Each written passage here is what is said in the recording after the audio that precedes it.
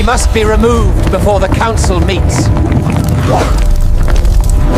The Emperor suspects nothing. For over 2 decades, the most devastating spy in American history wasn't some shadowy figure hiding in Moscow. Nope. He was a guy in a simple gray suit, walking the halls of FBI headquarters. He was a husband, a father of 6, a devout churchgoer, and a trusted supervisory special agent. And every single day, he was systematically selling out America's national security from the inside out. This is the incredible story of an enemy hidden in plain sight. Now, that's not some exaggeration for a movie trailer. That is the official, cold, hard assessment from the United States Department of Justice. The betrayal by Robert Hanssen was so deep, so catastrophic, it forced the entire intelligence community to look in the mirror and question everything it thought it knew about loyalty, trust, and security. It was a failure that struck right at the very heart of the nation's defense. And that's the real question here, isn't it? How did this happen? How could a man sworn to protect his country, a man whose job it was to hunt spies, become the greatest traitor in the Bureau's history, and do it completely undetected for more than 20 years? Well, the answer is a really chilling mix of deep personal demons and profound systemic failure. To really get your head around this disaster, you have to first understand the man. Robert Hanssen was not some flamboyant James Bond villain. He was the exact opposite, a quiet, bookish, almost forgettable analyst. He was that gray suit you see in any bureaucracy, a man who used his own perceived mediocrity as the perfect camouflage for treason on an almost unimaginable scale. Just think about the sheer audacity of this for a second. Hanssen wasn't just any agent. He was a supervisory special agent in counterintelligence, the very division tasked with hunting foreign spies inside the United States. It's not just that he was guarding the henhouse. He was designing the security system for it, all while handing the keys over to the wolf. He had access to the crown jewels of American intelligence, and you know what? He sold every last one of them. So why? Why did he do it? It wasn't for ideology. Hanssen was actually a staunch anti-communist who publicly hated the Soviet system. No, his motives were far more personal, and in a way, far more disturbing. They were rooted not in some grand belief, but in a toxic mix of ego, debt, and deceit. You see, in the world of espionage, spies usually fall into one of 2 camps. Hanssen was firmly, without a doubt, a transactional spy. He wasn't serving some higher cause, he was serving himself. To him, his country's secrets weren't sacred things to be protected. They were just commodities, things to be sold to the highest bidder. For him, this betrayal was just a business deal, plain and simple. And what's really fascinating here is the combination of motives that drove him. First, you've got this crushing financial pressure. He had a big family and was trying to live a lifestyle he just couldn't afford. But underneath that, there was this deep-seated narcissism, this festering resentment that he was smarter than all his colleagues and bosses at the FBI, but that they never appreciated him. You combine that with a lifelong obsession with spycraft, and you've got the recipe for disaster. But the final, absolutely crucial ingredient, it was his core belief that the Bureau's internal security was a complete joke, and that he could get away with it. This quote from Hanssen himself, it just perfectly captures his whole mindset. I mean, just listen to the staggering arrogance. I could have been a devastating spy, as if the absolute ruin he caused wasn't already catastrophic enough. He saw one of the greatest betrayals in modern history as just a side hustle, a simple transaction to get a little money and pay off his credit cards. So let's talk about the damage from that little side hustle. It was absolutely staggering, creating a national security crisis that went on for 2 decades. For over 20 years, Robert Hanssen methodically bled America's most sensitive secrets to its #1 adversary. The scale of his betrayal is almost impossible to wrap your head around. You see, his spying wasn't some one-time thing. It was a full-blown career, and it happened in 3 distinct phases. The first, back in the late 70s, was with the GRU, Soviet Military Intelligence. That was all about early money problems. The second, during the peak of the Cold War with the infamous KGB, was by far the most destructive.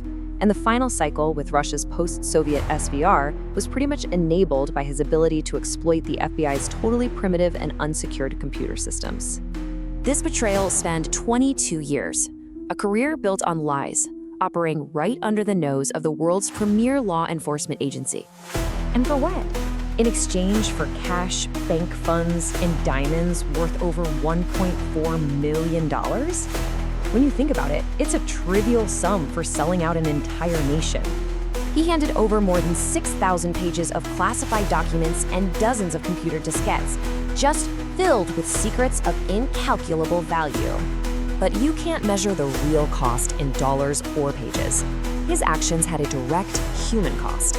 They led to the compromise and execution of at least 3 U.S. intelligence sources inside the Soviet Union. The list of secrets he sold is basically a playbook of America's worst nightmares. He gave away human lives. He exposed the existence of a top-secret, multi-million-dollar tunnel the FBI had built under the Soviet embassy for eavesdropping. And then there's the most terrifying part. He handed over the entire continuity of government plan. That's the blueprint for how the United States would survive, communicate, and retaliate after a full-scale nuclear attack. He literally sold the playbook for America's apocalypse. So this brings us right back to that huge question. How on earth was this possible? The truth, as the investigations later revealed, is that Hanssen didn't succeed because he was some kind of master spy. He succeeded because the FBI's internal security was fundamentally, culturally, and technologically broken. Okay, so let's break down exactly how the FBI's own failures made all this possible. Each one of these flaws just enabled the next. It all started with this culture of blind trust, where security was seen as something that just got in the way. Because of that, there was no random polygraph program for agents in sensitive jobs. And their computer system, called ACS, was honestly a joke. It had no real auditing, which meant Hanssen could literally search his own name to see if anyone was investigating him. He could just walk out the door with original top-secret documents, and his background checks were basically meaningless paper-pushing exercises. It was just a perfect storm of vulnerabilities. So at the end of the day, the Inspector General's big report basically came to this conclusion. Hanssen wasn't a genius. He was just a reckless guy operating inside a system that was completely broken. A system that wasn't designed to look for a threat like him. He got away with treason for 2 decades because the institution that was supposed to stop him was built on a foundation of dangerous neglect. By the late 1990s, the FBI knew they had a mole. They had to. Assets were dying, operations were failing left and right. The hunt for this ghost, who they learned the Russians called Ramon Garcia, kicked off one of the most elaborate and desperate sting operations in the Bureau's entire history, Operation Grade A. So how'd they finally get him? The big break came when the FBI paid a former KGB officer a cool $7 million for a file. And in that file was a voice recording of Ramon Garcia and a fingerprint on a trash bag that pointed directly, without a doubt, to Robert Hanssen. They immediately set a trap, luring him into a phony promotion where they could watch his every move. They assigned a young agent, Eric O'Neill, to work as his assistant, basically an undercover ghost sent to get close to him. And O'Neill did it. He managed to snatch Hanssen's Palm Pilot, which had the smoking gun, the date and location of his next dead drop. So on February 18, 2001, at Foxstone Park in Virginia, they caught him red-handed. And when they finally slapped the cuffs on him, his reaction, well, it tells you everything you need to know about this man's arrogance. There was no remorse, no surprise, just a condescending question to the very people he had spent 2 decades betraying. He truly believed he was smarter than all of them. Hanssen's arrest was like a seismic shockwave through the FBI and the entire US intelligence community. This wasn't just about catching a spy. It was about the death of an entire culture, one that was built on unquestioning trust. His betrayal forced the Bureau to fundamentally tear down and rebuild its security from the ground up. So what changed? Well, a group called the Webster Commission came in and implemented these massive and frankly painful reforms. A powerful new security division was created. Mandatory, random polygraphs became the new normal, along with comprehensive financial disclosures for agents in sensitive roles. The computer systems were finally dragged into the modern era, with real audit trails. The age of blind trust was officially over, replaced by a new, hard-learned principle: trust, but verify everything. You know, the Hanssen case remains this permanent scar on the FBI. It's a chilling reminder that the greatest threats don't always come from our enemies abroad. Sometimes they can fester right within the walls of our most trusted institutions. And it leaves us with this difficult, enduring question. In a world built on secrets and trust, how do you defend against the person who already has the keys to the kingdom?